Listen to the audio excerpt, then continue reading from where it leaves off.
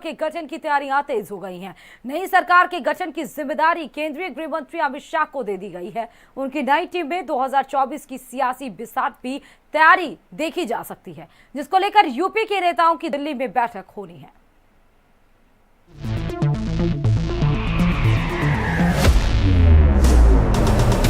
उत्तर प्रदेश में चुनाव के बाद अब सरकार गठन की जिम्मेदारी केंद्रीय गृह मंत्री अमित शाह को दी गई है। बीजेपी ने अमित शाह और झारखंड के पूर्व सीएम रघुवर दास को यूपी का पर्यवेक्षक नियुक्त किया है।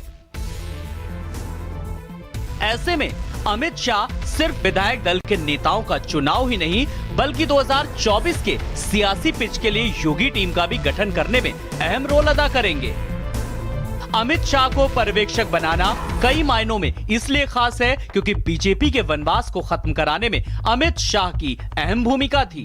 अमित शाह ने जो सियासी पिच तैयार की थी, उस पिच पर ही बीजेपी ने 2022 में प्रचंड जीत दर्ज की। अमित शाह को 2024 के सियासी जमीन तैयार करने के लिए जातीय और क्षेत्रीय समीकरण को देखते हुए टीम गठन करने का जिम्मा सौंपा गया है। शाह रघुवर बने पर्यवेक्षक। जातीय क्षेत्रीय संतुलन प्राथमिकता, नए चेहरों को मिल सकती है जगह।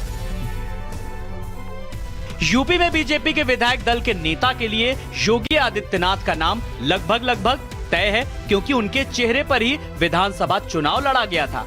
नई कैबिनेट में सबसे अधिक इस बात पर कयास लगाए जा रहे हैं कि केशव प्रसाद मौर्य का कद घटेगा या पहले की तरह ही डिप्टी सीएम बने रहेंगे। पर माना यह जा रहा है कि केशव का सियासी कद बीजेपी में कम नहीं होगा।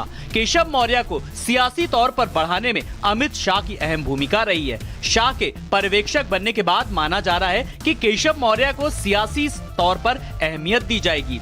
सूत्रों की माने तो केशव खुद डिप्टी सीएम नहीं बनना चाहेंगे, तो उन्हें प्रदेश अध्यक्ष की कमान दोबारा सौंपी जा सकती है। वहीं कयास ये भी लगाए जा रहे हैं कि इस बार कई बड़े नेताओं की मंत्रिमंडल से छुट्टी हो सकती है, तो पार्टी संगठन के कई नेताओं को कैबिनेट में शामिल किया जा सकता है। योगी मंत्रिमंडल के गठन से सबका साथ, सबका विकास और सबका विश्वास का संदेश देना लोकसभा चुनाव के दृष्टिकोण से बहुत जरूरी माना जा रहा है। क्षेत्रीय और जातीय संतुलन बनाए रखना भी मंत्रिमंडल की प्राथमिकता में होगा। नए मंत्रिमंडल में पार्टी के वरिष्ठ नेताओं को समायोजित करने की बड़ी चुनौती होगी। साथ ही पार्टी ने ओबीसी के जातीय आधार वाले दलों के साथ गठबंधन किया, जिसमें निषाद पार्टी और अपना दल एस शामिल है। इन दलों के नेताओं को मंत्रिमंडल में समायोजित करने की भी चुनौती होगी। ब्यूरो रिपोर्ट, भारत समाचार।